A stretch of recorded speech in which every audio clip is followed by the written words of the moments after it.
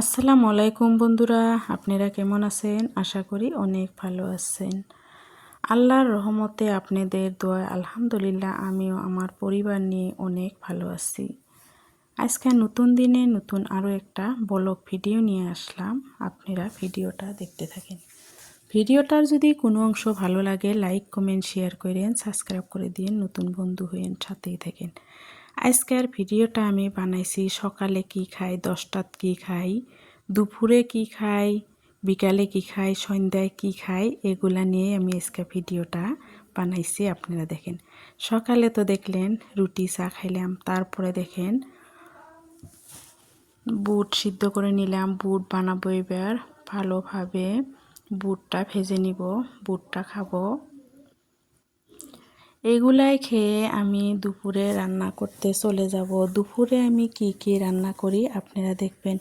আজকে আমি মাটির চুলায় রান্না করব। অনেক দিন পর আমি মাটির চুলায় রান্না করব।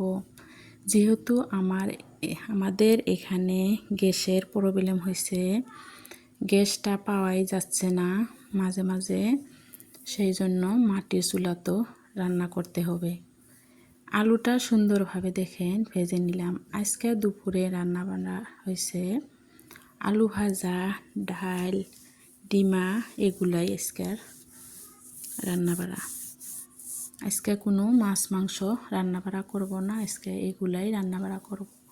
মাটির চুলা দেখেন কি সুন্দরভাবে আমি রান্না করছি। কে কে মাটির চুলায় রান্না করতে ভালোবাসেন আমাকে কমেন্টে জানাইবেন। আমি কিন্তু অনেক ভালোবাসি মাটির চুলায় রান্না করা। দেখেন একদম দুপুরের কি কি খাই সেগুলা নিয়ে আসলাম। এগুলা খেয়ে অনেক টাইম শুয়ে আসছিলাম। তারপরে বিকালে দেখেন আমার মেয়ে ভুট্টা দেখেন পুড়ে নিচ্ছে, এগুলাই খাবে। ওরা এগুলা পুড়ে নিচ্ছে, আমি এগুলা জানিও না। দেখেন কি করছে, আর এগুলা ভিডিও করছে। দুই বোন মিলে এগুলা করে দুজনে খাইছে। তারপরে আমি সন্ধ্যাবেলা দেখেন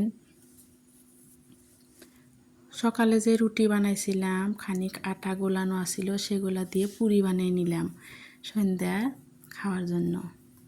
আটাগুলো নষ্ট করে কি হবে, সেই জন্যে পুরি বানিয়ে নিলাম। এগুলা পুরি দিয়ে চা দিয়ে খাবো। গাখির চা বানিয়ে নিলাম সুন্দরভাবে, গাখির চাটাও বানিয়ে নিলাম। এবার আমি মা মেয়ে মিলে খাবো। আমার একটা মেয়ে খাবে না, এগুলা ভালোবাসে না, আর একটা মেয়ে আর আমি দুইজনেই খাবো। আপনারা ভালো থাকবেন, সুস্থ থাকবেন। আল্লাহ হাফেজ, আসসালামু আলাইকুম।